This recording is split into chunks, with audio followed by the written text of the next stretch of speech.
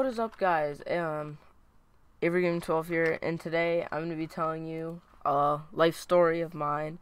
Um, Me and my friend, we'll call him Billy. We were exploring abandoned buildings, and I had my GoPro. And first we went to this building down the street from my house. It's like a garage-ish thing. We were like, oh man, this is gonna be really cool. We're gonna go over here. We're gonna explore this building, record it, and we're gonna post it on YouTube. So we ride down the street, and we get there, and we go in. We found an unlocked door. We go in. I'm recording, and we just had some fun, and we just looked around at the stuff. We didn't take anything. And then so we left there. We went back home to my house, and we decided to go to this abandoned barn thing. It's like a whole property that's abandoned. And we decided to go there because we thought it'd be pretty interesting there. So we get ready. I get my backpack, my GoPro, and everything.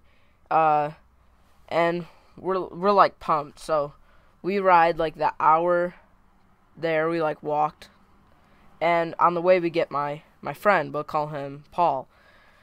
So Paul and Billy. We start walking, and Paul lives right by the abandoned building. So we start heading that way, and we get there, and you have to climb over these mounds because you're not actually supposed to go in there. So we climb over the mounds, and while we're doing this, there's a lady, and she's like, don't go back there, like, there's spilled chemicals, and it's not good for you guys to breathe in. We're like, whatever, like, let's just keep going. So we get over the mound, and, I hear some banging, like, I just think it's the wind, maybe, something like that. And there's like some clothes hung up in one of the broken windows. There's like these two buildings, right? Well, there's 3 buildings total, but there's 2 buildings that are brick, and they're just like white brick buildings that are pretty normal, except for one's like blown up, and it's like not there. It's like one piece, like a bathroom or something that small. And then, so we're like, whatever, and we start to move further down, and eventually we get to the barn, and I get out my camera and start to record. But so I'm like panning across the room, getting my good shots, trying to not be shaky. And then Paul's like, bro, there's someone coming. So I'm like, well, that's weird, like, this isn't good. So we start moving to the back of the barn because, like, there's only 2 entrances and 2 exits. There's the one that we came in, and there's the one in the back that's like covered with trees and stuff, and there's like no way we're gonna get out of that. So as we start going like back, like, this guy comes in. It's an old guy, like maybe in his 40s, and he's got like a white shirt on, blue jeans. We don't think anything of it. So like the guy comes in, and he's like, what are you guys doing here? I was like, we're just recording abandoned buildings and stuff. And he pulls up his shirt, and he has a gun. And I, like, in my heart, my heart starts beating really fast. I know my friends were too. So, like, we're, like, scared. This guy's got a gun, and, like, we don't know what he's doing. And then so, like, I'm like, so what do you want us to do? Like, leave or something? He's like, yeah, you guys shouldn't be here. And then he starts talking about a murder that happened around the same city about, like, a year ago. And he's like, yeah, she died a horrible death.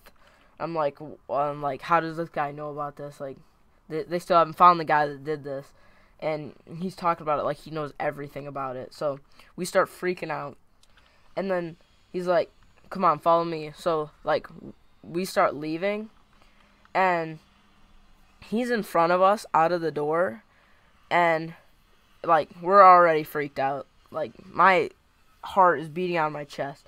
So we're behind him, and he's walking out the door, and he looks in the one of the buildings, and that's when we start like running-ish, and I jump over the mound, and my friends follow me. So like I'm really freaked out, and so like Paul has just got done smoking his weeds, so he's high, and we're planning on calling the police. So he leaves, and then so I call my mom, and I'm like, yeah, tell her what happened, and ask her what to do. She's like, okay, I'll call the police for you guys. And then I'm like, okay. So once she leaves, or she gets off the phone, me and Billy, we start walking to this big hillish thing next to this pond, right? So we can so we just figure out something to do. So we're at the next to the hill, and all of a sudden we hear 3 shots go off, and I don't know if the guy was like trying to shoot us or whatever, but at that moment me and Sean started freaking out, and me and Billy, me and Billy start freaking out, and we go like further down the hill, and so like, oh my god, it was so scary. And then so my mom finally comes to get us, and we jump in the car, and we like, she drives us straight to the police station in my city, so that we can like tell them what happened, and they can get our statements and stuff, so they can catch this guy. So we sit there for about an hour. Me and Billy fill out our statements and stuff, and yeah, everything was good until this guy came out, this bald guy. He's like really mean, like known for being mean, and in the police department around my city. So he tells us that where we were, it's not in their district, so we have to go to the police station that's their district area thingy. So we go there, and we sit there for about 2 hours, and the guy, like, we were explaining everything to him, and he's like, wow, that's like crazy. And I'm like, I got it on video too. He's like, really? Like, you got it on video? That's awesome, dude. So he's like, can we watch the video? And I'm like, yeah, whatever you need to catch this guy. So I give them the video, and they're like, okay. So we watch the video, and they're sending out 17 police cars to that area right now. And I was like, whoa, that's like a lot of police to be sending over there. So they send all the police officers there, and they catch the guy, and they get the gun, and they bring him back to the police station, and the guy like shows us the gun and everything, and he was like, you guys like shouldn't go back there anymore, tell your friends not to go over there.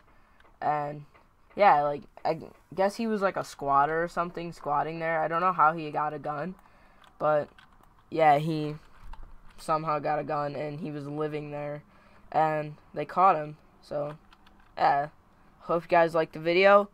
Like, comment, and subscribe, and peace out.